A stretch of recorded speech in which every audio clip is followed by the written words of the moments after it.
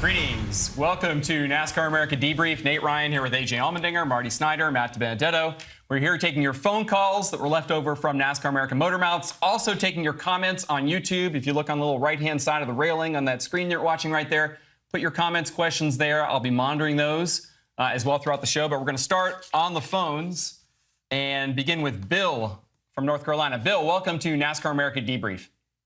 Hey, thanks for taking my call. Matt, it's funny that you're on the show today because I got a phone call about you this morning telling me that you were going to come run the Mini Outlaws with us here in North Carolina in a couple of weeks at the Clash at the Creek. The Clash at the Creek. And then over at Speed 51 Open. Okay. False rumors, it's true. Let me write this down for Matt's calendar. What day is that? He's doing Might be breaking some news here, Bill. That's in a couple weeks. Okay, the Carolina So, Mini. I can't confirm that yet, unfortunately. I hate to say that, but yeah, they've added it to my calendar, and I will check it. Yep, there you go. AJ, any plans to run the battle at the creek? Yeah. Clash at the creek? What had happened was I was going to, and then Matt took your spot. and then Matt got my ride, and then I scheduled a golf tournament, and he can't now. But that's every day for AJ at the golf tournament. All right. Well, thanks for that phone call, Bill. We'll stay on the phones and go to Great start to the post. RJ. RJ, what you got on NASCAR America Debrief? Good morning or afternoon, guys. Hey, NASCAR finally got it right.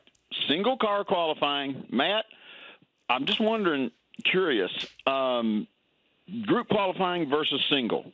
Do you have a preference? Is there a thing like, oh, I like this better or that better? Just sort of curious, where you stand on it. Which one you like the best?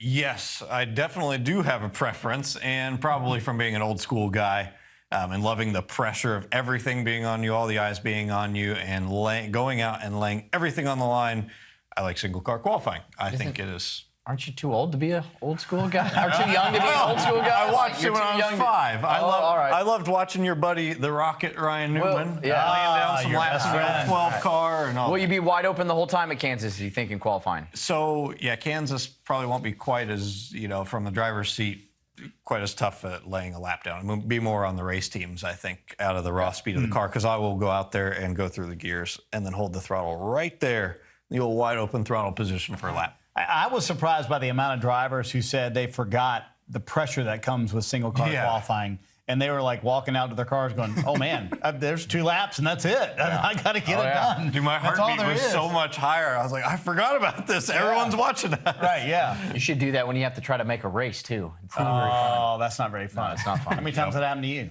47, I think, was in my career, how many races I had to qualify in on speed. Oh, that's not fun. Sorry. No, Back to it's not, Marty. You make all 47?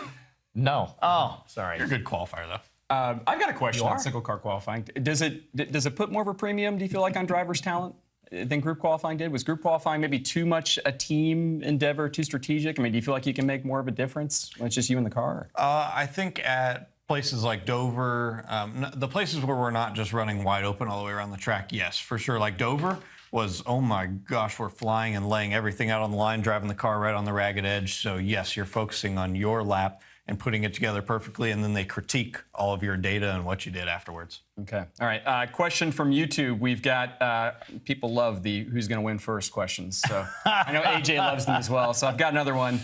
Back-to-back runner-up finishes for Alex Bowman. Ryan Blaney also winless this year. Jason wants to know who's got a better chance to win. Do I go again with this? Yeah. Hit it. Guido doesn't care who wins next except him. Next question. All right. And Blaney. I say Blaney, too. Yeah, this I say weekend Blaney. in Kansas. Yeah. Look out. Ooh, I'm going to go with Bowman. I think he's overdue. Okay. Yeah. All right. Guido coming He's got the through talent. for us. I think he's going to do it. Hendrick coming on. Let's go to Gage on the line. Gage, welcome to NASCAR America Debrief. What track would y'all like to see on the schedule, or what track do you want back?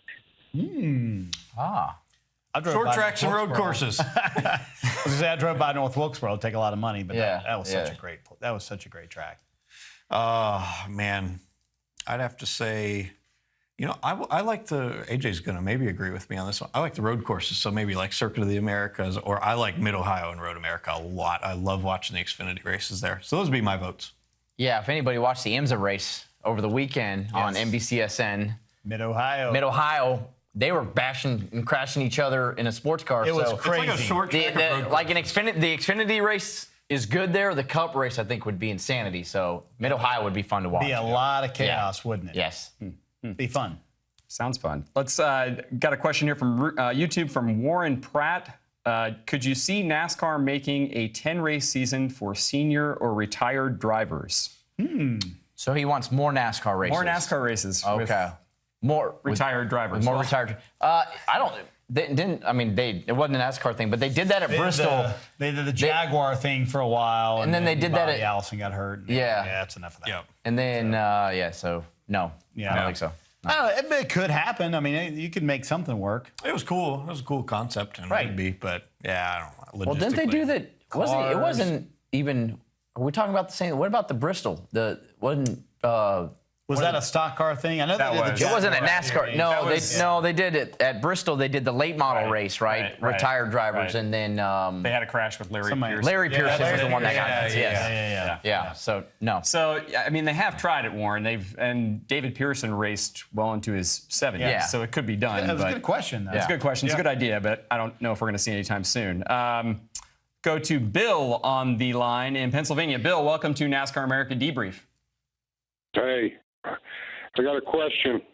My driver can beat Ryan Newman, I think, in a fight. He's got a bigger neck, a bigger head, and he's on hiatus now, but it's Jimmy Spencer.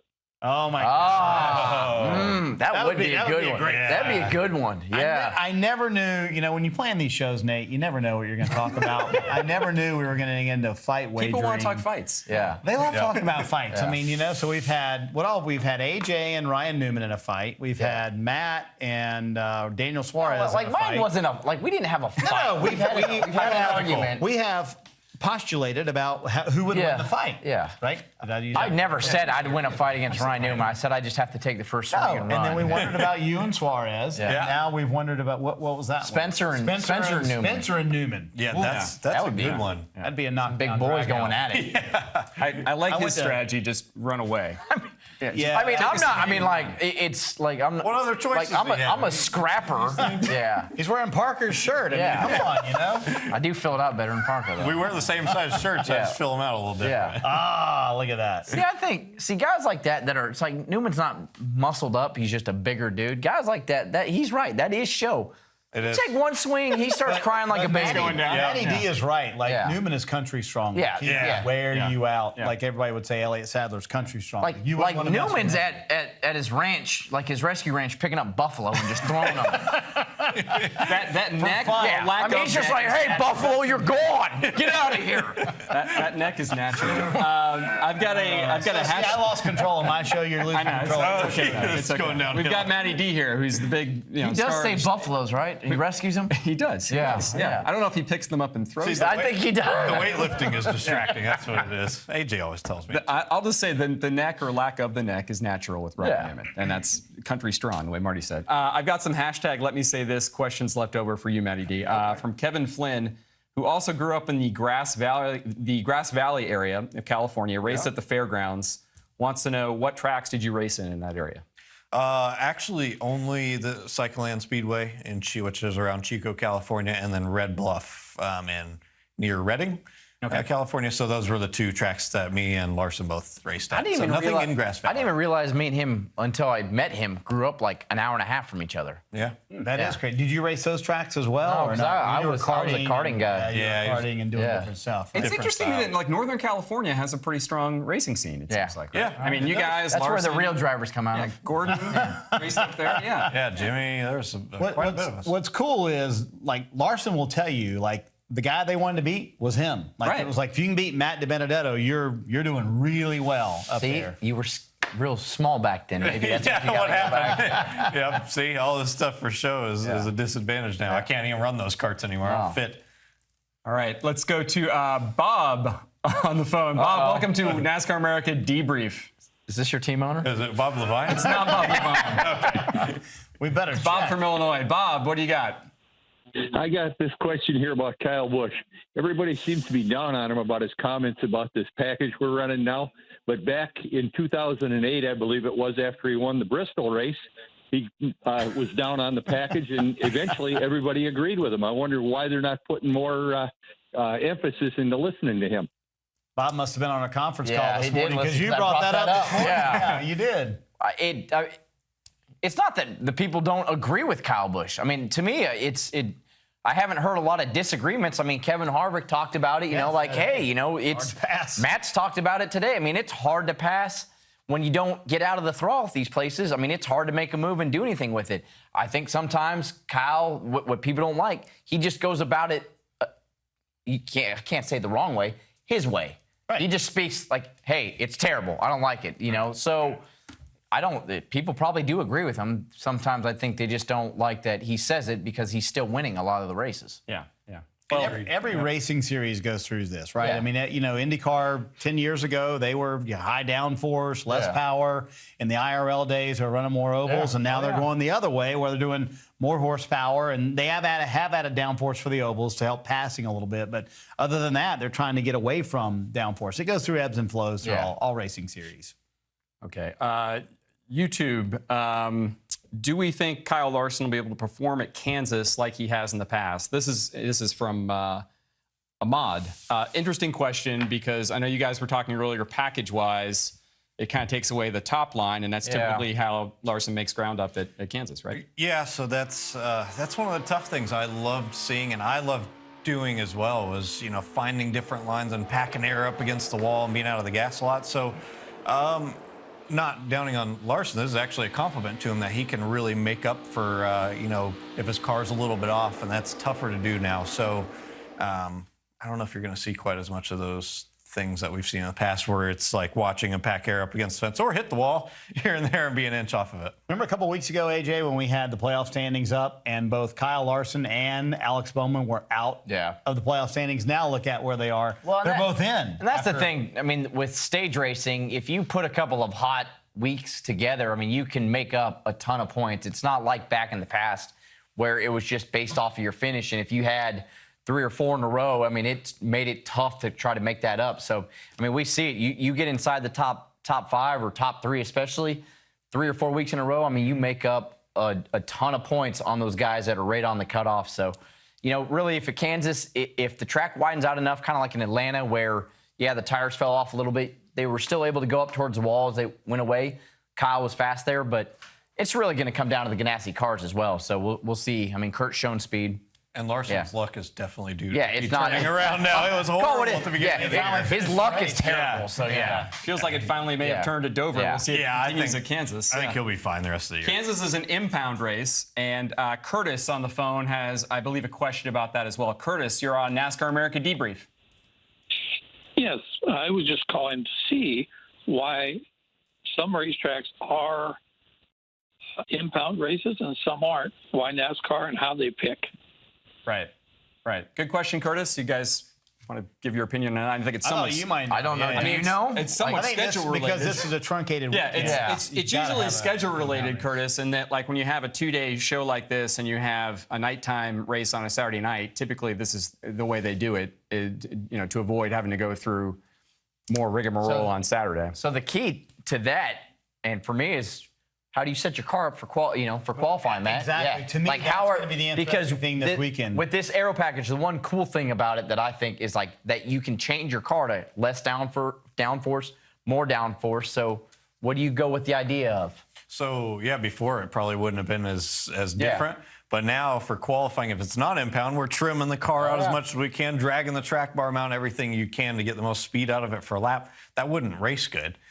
So now we were talking about that actually in our competition meeting. I don't know what I should give away or not. but we were like, we're just going to have to kind of do what we can within reason, but just qualify where we qualify, and the race is more important, and the track's going to widen out. So I think we want to still focus on keeping our car racing well. Do you think there will be people who will just say, let's trim it out and let's qualify up front and to see what happens? Maybe the guys. I saw the RCR cars do that early in the year. Yeah, right? I think the guys that know that they have a good shot at the pole are probably going to push a little bit more on that stuff to try and get it. Maybe in our situation where if we're like, I don't think we have a shot at the pole, so let's focus on getting our car to race well, which the Toyotas do race really well. That'll probably be our focus. Gonna be interesting. Yeah. All right, we're going to go back to YouTube for a question. But first of all, I'm not answering Marty versus Nate, who wins. We're getting way too caught up in these who wins first, or just who wins, or who fights. Probably would go whatever. to a concert instead. Actually, let's go back to hashtag Let Me Say This, one that we had left over from Matt Camper. What is the hardest thing about racing on a Monday instead of racing on a Sunday after having a race postponed? He doesn't get to lift. Yep, I missed my CrossFit workout on Monday, and it was a training workout for our Murph Memorial Day Murph. weekend. Ooh, Yeah, that's a so bad one. I missed the training. So and my wife got a one-up on me. She went right after the race is over. But to answer the question more properly, aside from going and picking things up and putting them down, would probably be that you're in the mindset, especially this weekend. We're like in the cars, strapped in, pace laps. All right. Oh, okay. We're not going and wait a whole nother day. So it's more of a mental thing. Yeah. All right. I think we have one more caller on the line. We've got Jason. Welcome to NASCAR America Debrief. Jason, what you got? Hey, guys. Thanks for taking my call. Hey, I've been kind of puzzled about something as far as qualifying goes. Occasionally, I will hear, like Talladega, I think they brought it up. How does qualifying for Talladega affect the next week's picks, as far as pit selection? Ooh, that's a good question, actually. So when we, now it's different, and I didn't even know this until really recently, basically, and all this was implemented. So we qualified outside of the top 20 at Talladega. So then the next week, which was, Dover, we are in a random draw to go out for qualifying in the first 20 cars. Then the flip-flop, the people that qualified in the top 20 are in a random draw for 21 through 40. Guess who got picked number one to go out on the racetrack? Boy. So we were in the random draw for 1 through 20, and I was the first car out for the, back to high pressure single car qualifying. I mean, shouldn't that be the other way around? Like, oh, hey, you were terrible last week, so for that punishment, you get to go first this week. Like, how's that, Nate? Yeah, I mean, doesn't that make sense? I guess it all evens out, shouldn't right? By the end of the year. I mean, he's not always going to be picked to go out first. No, but what I'm saying is, like, if you've had a bad week, at most racetracks, going out early is, it's a disadvantage. Right. So it's like, hey, you struggled last week, and we're going to make you struggle again this week. They want the faster cars at the back, right? Yeah. So it's an incentive for if you do well, then we're going to reward you by putting you toward the back next week, right? Like it's essentially a way to keep to incentivize. The rich just get richer. Now I know why. It's like Marty. When I asked you to explain this to me last Wednesday, you're like, I can't really explain it. Hey, what is now this I know why. What does this one say? Like it says it says Matty D is looking buff AF. What does AF stand for? That's on Kevin Harvick's millennial car. This AF, I have to look into that. I think we need to clear that with legal before we said on the YouTube show. Even this is YouTube. My show. Okay, I think we've answered all your phone calls. We appreciate all the comments and questions as always on YouTube. By the way, we have forgotten one thing, Nate. We did? Yeah, we forgot one thing. We haven't paid tribute to how much these guys really like each other, and I think it's worth a review of how much AJ and Matt. Oh, look at that! Horsing around at driver introduction. Are you serious? What? I wanted to see if you can do a push-up with me on it. Yeah, well. Like having a feather on my back. Look at this. Oh, look at that. This is multiple times you guys have fun at it. Oh, this is weekly. You guys really are best friends, aren't you? Yeah, we're brothers. Kevin Harvick loves it. Kevin Harvick loves it. He approves. He approves of it. Oh my God, dude, that is some funny stuff. Back to being your show, Nate. All right, thanks. Done. I think that's funny AF. I think we've taken it as far as we can go. Thank you for watching NASCAR America And beyond Debrief. that.